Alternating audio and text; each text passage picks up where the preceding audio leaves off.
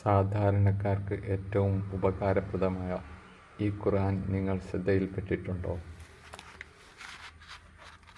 ഫദലുൽ ഹക്ക് ഉമരി ആമയൂർ ക്രോഡീകരണം ചെയ്തിട്ടുള്ള ഈ ഖുർആൻ തഫ്സീർ വായനക്കാർക്ക് ഏറ്റവും ഉപകാരപ്രദമായതാണ്.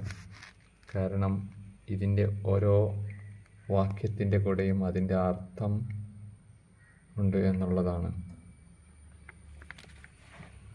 പാരായണം ചെയ്യുമ്പോൾ തന്നെ നമുക്ക് ഈ അർത്ഥം കൂടി മനസ്സിലാക്കാൻ കഴിയും എന്നതാണ് ഇതിൻ്റെ ഗുണം.